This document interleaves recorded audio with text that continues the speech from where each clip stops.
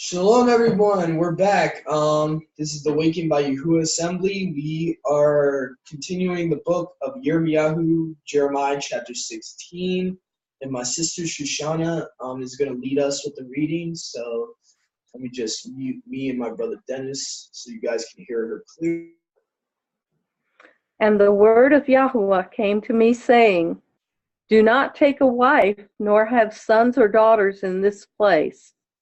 For thus says Yahuwah, concerning the sons and daughters who are born in this place, and concerning their mothers who bear them, and their fathers who bring them forth in this land, they shall die of deaths from diseases. They shall not be lamented nor be buried, but be like dung on the face of the earth, and be consumed by the sword and by scarcity of food. And their corpses shall be meat for the birds of the Shamayim and for the beasts of the earth.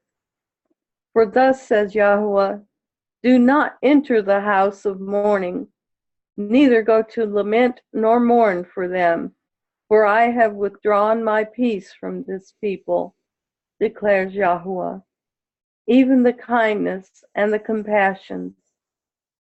Both great and small shall die in this land. They shall not be buried, and no one shall lament for them, or cut themselves, or make themselves bald for them. Neither shall they break bread in mourning for them, to comfort them for the dead, nor give them the cup of comfort to drink for their father or their mother. Do not enter the house of feasting to sit with them, to eat and drink. For thus says Yahuwah of hosts, the Elohim of Yisrael, see, before your eyes and in your days I am making the voice of rejoicing and the voice of gladness, the voice of the bridegroom and the voice of the bride to cease in this place. And it shall be, when you declare to this people all these words, and they shall say to you, why has Yahuwah pronounced all this great evil against us? And what is our wickedness? And what is our sin that we have committed against Yahuwah our Elohim? Then you shall say to them, because your fathers have forsaken me, declares Yahuwah, and have walked after other mighty ones, and served them, and bowed themselves to them, and have forsaken me, and did not guard my Torah. And you have done more evil than your fathers, for look, each one walks according to the stubbornness of his own evil heart without listening to me. So I shall throw you out of this land into a land that you do not know, neither you nor your fathers, and there you shall serve other mighty ones day and night, where I show you no favor. Therefore, see, the days are coming, declares Yahuwah, when it is no longer said, Yahuwah lives, who brought up the children of Yisrael from the land of Mitzrayim. But Yahuwah lives, who brought up the children of Yisrael from the land of the north, and from the lands where he had driven them. For I shall bring them back into their land, and into their land I gave to their fathers. See, I am sending for many fishermen, declares Yahuwah, and they shall fish them. And after that I shall send for many hunters, and they shall hunt them from every mountain and every hill, and out of the holes of the rocks. For my eyes are on all their ways. They have not been hidden from my face, nor has their wickedness been hidden from mine eyes. And first I shall repay double for their wickedness and their sin, because they have defiled my land with the dead bodies of their filthiness, and have filled my inheritance with their abominations. O Yahuwah, my strength and my stronghold, and my refuge in the day of distress. The Gentiles shall come to you from the ends of the earth and say, our fathers have inherited only falsehood, futility, and there is no value in them. Would a man make mighty ones for himself, which are not mighty ones? Therefore, see, I am causing them to know.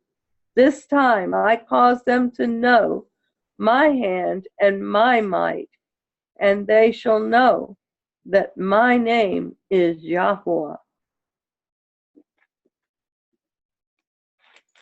Wow.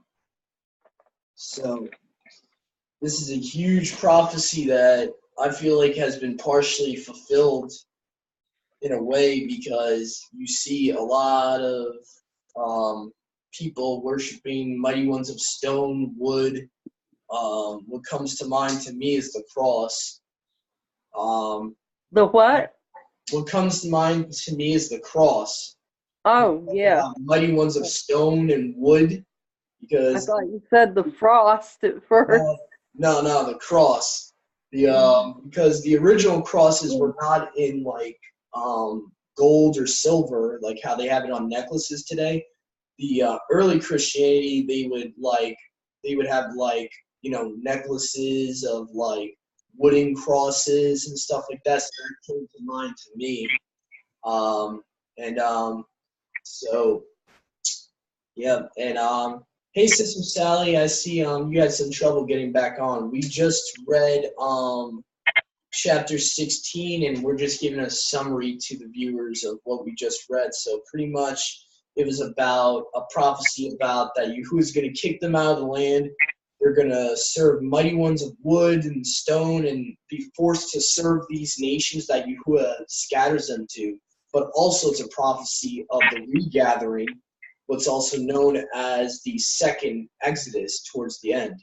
We actually read about the greater Exodus, where it talks about, no longer will they say, as Yahuwah lives, who brought the people of Yashrael to their own land, from the land of the north, from all the countries which he had exiled them. For I will bring them back to this land that I gave their ancestors. And it's pretty interesting that it doesn't, Yahuwah is not saying that he's going to bring one house before the other. He just says, I'm bringing them back, like all 12 tribes. So, He even starts out the chapter with, do not take a wife, nor have sons or daughters in this place, because what'll happen to them will be horrible. He says they'll be like dung. Could you imagine your children just be like dung? wow. They won't be lamented or buried. How awful. Their corpses would be meat for the birds of the air and the beasts of the earth. It's horrible. So Yes, it is. let's see. Another thing that's pretty interesting is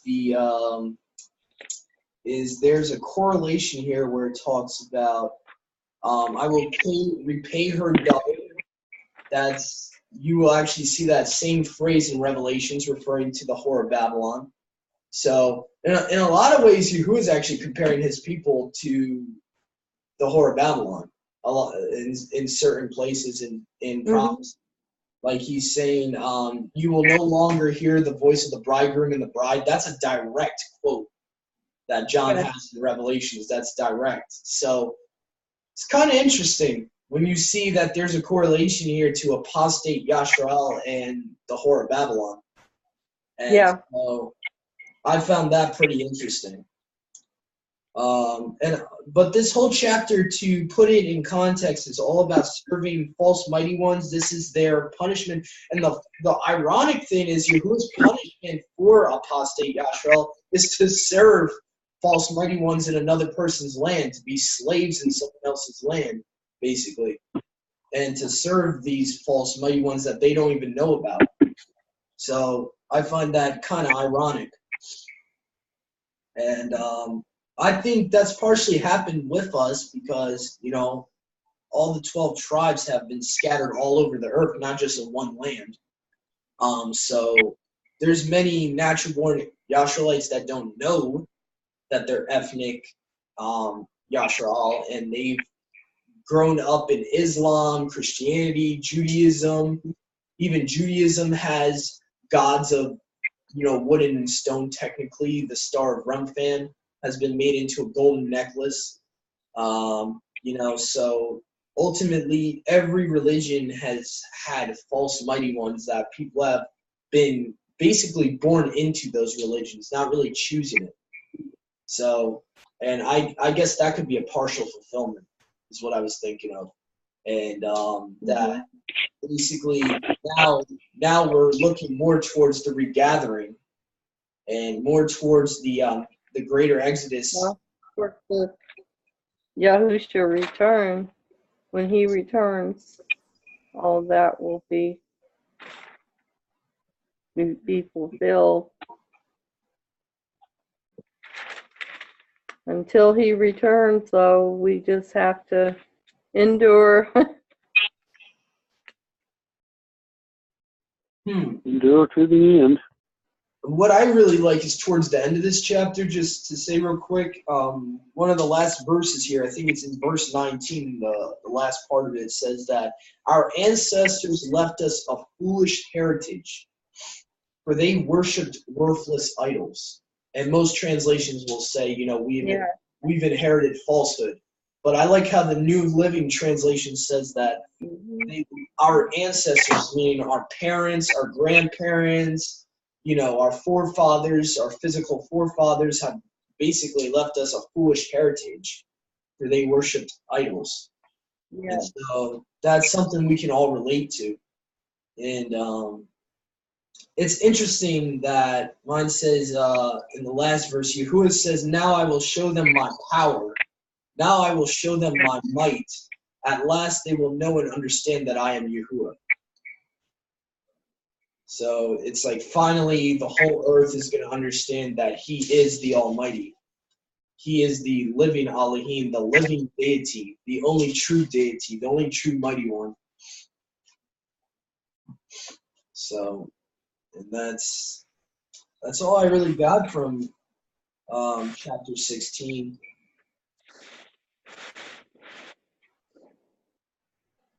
Also, I think there's a phrase here too. It says from the least to the greatest. Another correlation from Revelations.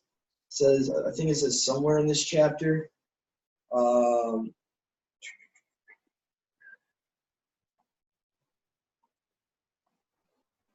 Let's see here.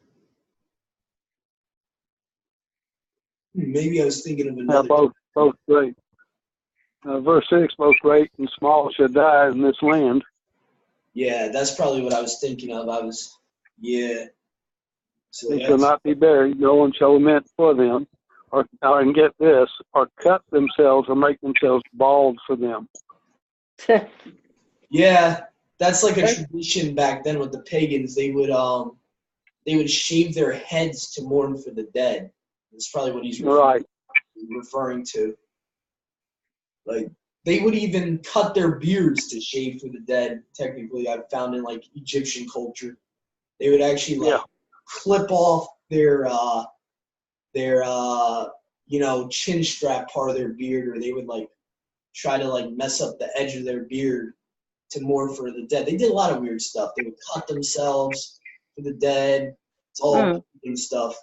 Yeah, that's actually the context of Leviticus that people kind of take a whole different way. Who is actually referring to mourning in that context, and that's what he's really referring to.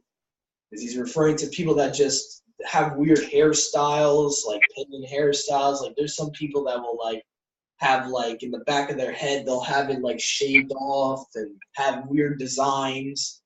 That comes from all like Wiccan traditions. Yeah. So yeah. And both the Catholic and the Judaism have the same little kippah hat. It's sun worship. Yeah, one of them they call it yarmulke, and the other one they call it a kippah. Same thing. Yeah, Kippa. I think it's pronounced in English Kippa. Kippa, yeah. Yeah, Yeah, they Yarmulke, Kippa is pretty much the same thing. Probably because I think historically the Kabbalists actually the Kabbalists of Babylon actually went all the way down to like Rome, and it like you can actually trace probably the original Kabbalists all the way back to Babylon, and they they evolved into other nations, and they basically the pagan Rome was nothing more than the mystery Babylonian religion. Before you had the before you had the Catholic Rome, you had pagan Rome, and they pretty much became Christian only because of Constantine. So that's yeah. He did that to unite, especially to unite the people, unite his armies. yeah, he was a political idealist. He was worried about Yeah, his because you had actual Messianites, actual like Nazarene actually in his empire. There were some that went from Jerusalem that probably were scattered in his empire oh historically, yeah, and you had them followers of Yahusha, and then the other part of his empire was the Wiccans, the pagans, and so he had to appease both sides, and he figured to keep his empire, together. Oh, I'll just blend, two belief systems into one, and that's it. so that's where you get Yep. Christianity from, and that's Universal. Yeah, go ahead. universal. Yeah, Universal. Catholic actually, universal. Yeah, actually means like universal a congregation or universal church. They're and what's interesting too is the Vatican. I don't know where the name Vatican came from, but I do know the meaning of it, and it actually means divining serpent. Yeah, Vatican comes from Vaticanus, Yeah. where they built the Pope's place there. It was on one of the seven mountains, and they used to bury their dead up there. Well, the dogs would come up there and dig up the dead people and eat them. And that the Latin for it is Vaticanus, which means habitation of dogs. That's where we get the word canine, canis. Interesting. So you have the two definitions. One means habitation of dogs. The other can be divining serpent. Interesting. Especially when you. That yes, and that's what's living there now. It's pretty interesting because that's actually what the word Nakash actually means, is diviner. So it's kind of interesting that how it's been mistranslated as serpent, but you put it together, you get the Vatican. Huh. So you get Godriel, aka Satan in the garden, is the Vatican. And so that is pretty interesting once you realize that. And you actually go inside the Vatican, it actually looks like a snake. Actually, the way the Vatican is actually designed on the inside, it looks like a snake's mouth. So it's pretty interesting, to say the least. Mm-hmm. So yeah. But anyway, so chapter 16 was pretty much just a continuation, but more focused on why Yahuwah is so angry at his people. Pretty much, this chapter is focusing on the idolatry, the repercussions of their sin upon sin upon sin, and really, Yahuwah holds a law even with his own people. He'll allow your sins to reach up into heaven, but once it reaches up into heaven, his mercy runs out. At a certain point, he's going to withhold his mercy. He's going to be like, all right, you know what? You're willfully doing this. You're doing this on purpose. I have to punish you. Because Yahuwah's not a respecter of persons. And I hate to be the bearer of bad news. That means even us.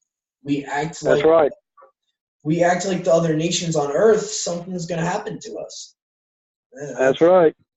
So, and even more so, because he uses the other people of the earth to chastise us. Yeah. Oh, that's another thing I wanted to talk about from the last chapter that we kind of got cut off. Another thing I wanted to bring out about chapter 15 was that he's referring to the northern nation, Babylon, actually taking hold of Yahuwah. So it's kind of interesting that he's actually rebuking Yashrael and calling and comparing them to the harlot of Revelations, but yet he's having Babylon dispossess them, take them away. Yeah.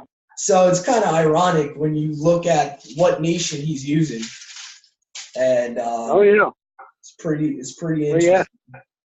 You have to remember. You have to remember too that Satan is his first stupid servant. Yeah, he's definitely not. He's supposed to be the wisest. He's supposed to be one of the wisest. He originally was one of the wisest, but he corrupted because of his beauty, according to his. Well, let's just say he was smart, Yeah. not necessarily wise. Yeah, he had knowledge, definitely, because it says that in Ezekiel 28 it says you corrupted your wisdom because of your beauty. Basically, he started getting all haughty and all prideful. He started looking at himself like, I'm perfect. Physically, I was made in the Almighty's image. I look perfect. And he started like actually almost like narcissist of Greek mythology. Kind of like he got in love with himself. So he corrupted his knowledge. Yeah. But remember, he's not a physical being. He's a spirit being. For now. They must have a reflection of some sort that they can look at themselves. I don't know. I believe they're more than spirit. I believe they do have physical bodies. I believe that's the difference between them and the demons. Demons need a body to go into. Yeah. They have a body. That's just my personal intake, just from what I see in scripture. Because it's not visible to us. Yeah. But no, we can't see their form. We can't. I think that's part of the veil after what happened with the fall of man. There's a veil. There's a spiritual veil. We can't see Malachim, what they actually look like. Jeremiah actually prayed to Yahuwah to open his disciples' eyes. The Elisha, I think his name was. He said, Yahuwah, please open his eyes. And when Yahuwah opened his eyes, he sees chariots of fire and Malachim everywhere. He's like, what the heck? He's like, he didn't even know that world was like there. There's like a spiritual veil that's in front of us. Like, we can't see the spiritual realm. That's true. So that's why. I think that's the major reason why. But yeah, I would say they're physical beings. They're physical in a sense that they have a body, but I don't believe they have the same body we do. I believe that they have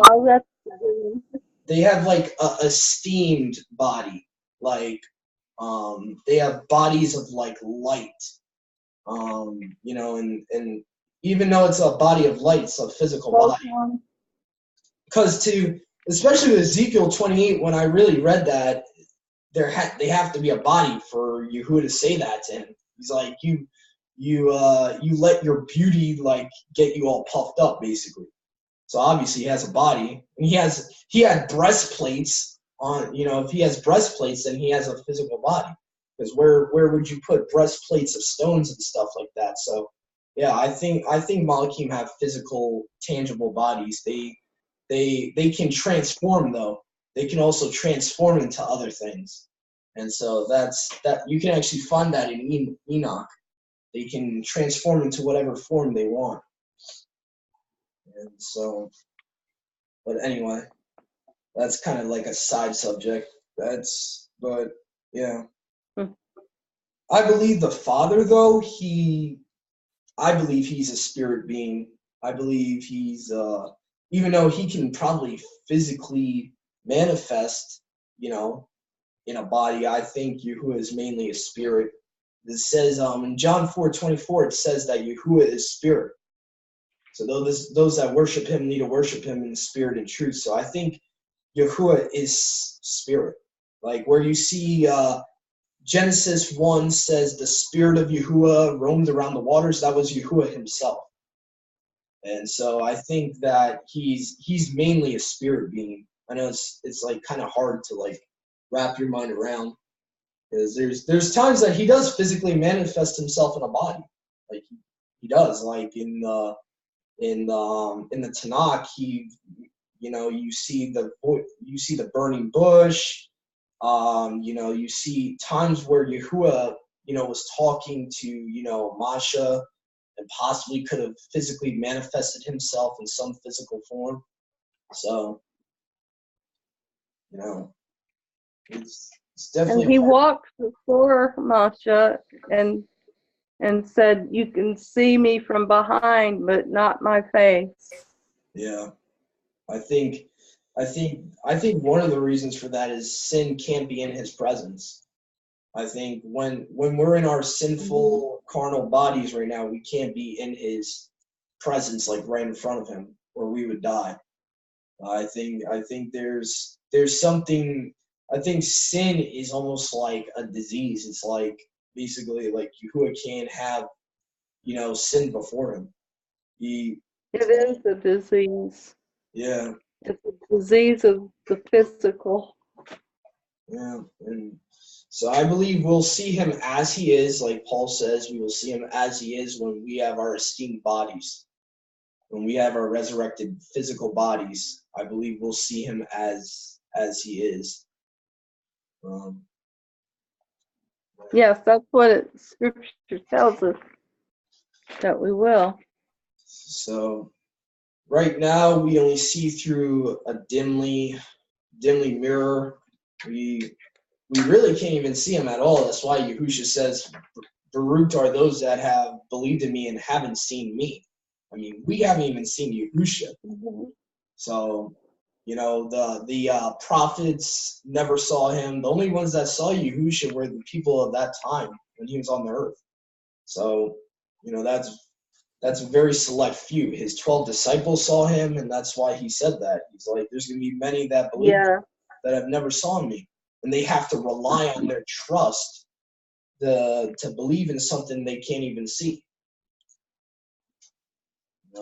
That's the toughest part for human beings, to believe in something that you can't see, that you have to just have full trust in, that it's real, that the person's real.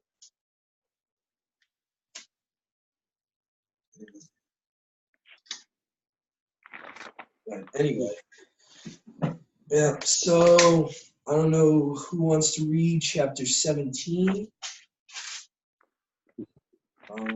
Let's see. Everybody's read. Oh, all right. I guess. Let me see here. Actually, you know what? I think we're gonna come back, and all of a sudden now I see a 10-minute warning, and there's about 27 verses. We're definitely gonna have to come back in. So everyone, stay tuned for our last part of the study. We will be starting chapter 17 very soon. So we'll be back very shortly. Please stay tuned.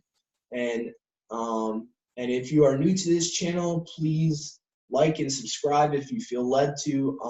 Please reach out to us if you want to. You have forthelostsheep.com. Also For the Lost Sheep Facebook group page. Our assembly, our congregation, Awakened by Yahuwah. Assembly in Yahusha on Facebook. You can find our group page. Please reach out to us. My phone number's on there, my email's on there, or you can just message one of us. So if you feel led to and you need fellowship, please reach out to us. Also, any non-believers that have came across this channel, I would pray that you would accept Yahusha as your personal savior. And I pray that you would accept Yahuwah's free gift of salvation and allow Yahuwah's spirit, his Ruach, to renew your mind, so that you would allow him to cause you to keep his commandments. And I wholeheartedly say that prayer. in Yahushua's name. So please stay tuned, guys. We're going to be right back.